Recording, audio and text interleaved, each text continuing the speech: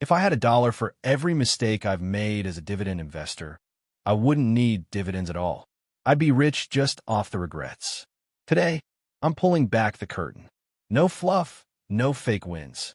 Just the honest truth about the biggest regrets I've had on my dividend investing journey. And hopefully, you can dodge these landmines before they blow up your portfolio. My first regret? Chasing yield like it was a Black Friday deal. I saw a stock yielding 14% and thought, wow, passive income heaven. What I should have seen was a neon sign flashing dividend cut incoming. 3 months later, the company slashed the payout, the stock price tanked, and I learned the hard way. A high yield doesn't mean safe income. It usually means something's broken. Next up, ignoring total return. For a long time, I only cared about dividends. I didn't look at the stock price, didn't care about performance. As long as I got my quarterly check, I was happy. Big mistake. While I was collecting a steady 4%, growth investors were making bank from capital appreciation and dividends.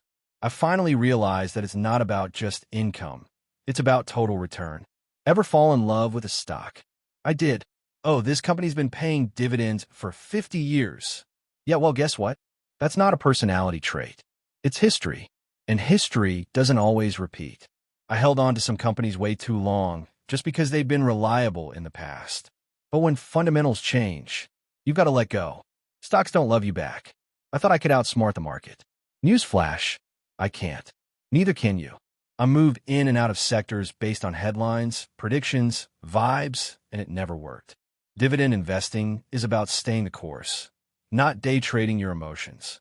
For a while, I was obsessed with REITs, real estate investment trusts, monthly income, high yields, tax perks.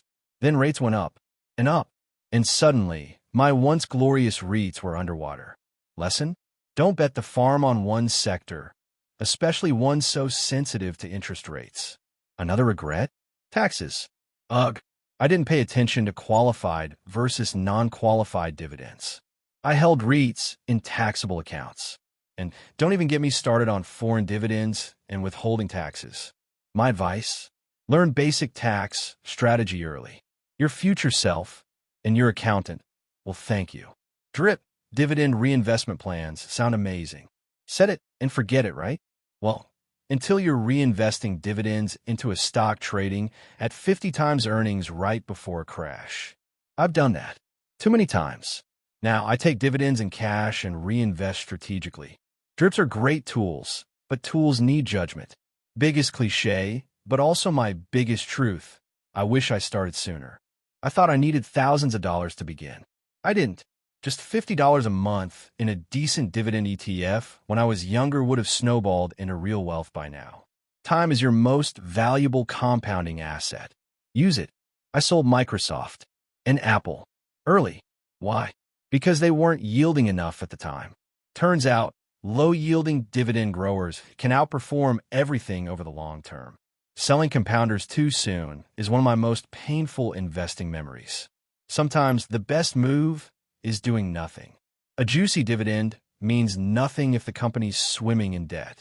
I ignored balance sheets early on. If the yield was high and the name sounded safe, I bought it. Now, I look for companies with low debt, strong free cash flow, and high interest coverage. It's boring, and it's saved me thousands. For a while, I had no idea what my actual income was. No yield on cost tracking. No dividend growth charts. Just vibes. Big regret. Once I started tracking monthly income, dividend increases, and portfolio yield, I actually started improving my strategy. What you track, you can grow. ESG stocks. Monthly dividend ETFs. Safe crypto dividend plays.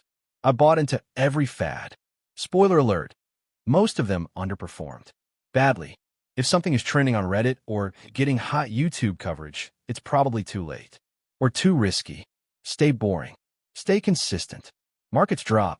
Headlines scream. And panic sets in. I've sold great companies because of temporary fear. I've hoarded cash instead of buying the dip. Dividend investing should be calm, long-term, boring. But fear turns it into chaos unless you train yourself to stay cool. A 2% yield with 10% growth beats a 6% yield with zero growth every time, over time. But early on, I only looked at yield.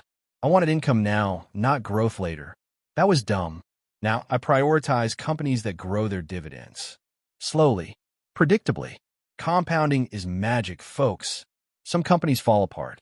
And if you don't have a rule for when to sell, you'll hold them all the way down. I do now. Dividend cut. I reevaluate. Business model shift. I reassess. If it no longer fits my strategy, it goes. It's not emotional. It's necessary. So yeah, I made a lot of mistakes, but each one taught me something. And today, I'm a much better investor because of those faceplants. Dividend investing works. When you focus on quality, stay consistent, and learn from your regrets. If you're starting your journey, I hope this video helped. If you've been in this game for a while, maybe you've made some of these mistakes too. Let me know your biggest dividend regret in the comments. And hit that like button if you found this honest dive helpful. See you in the next one. Keep compounding.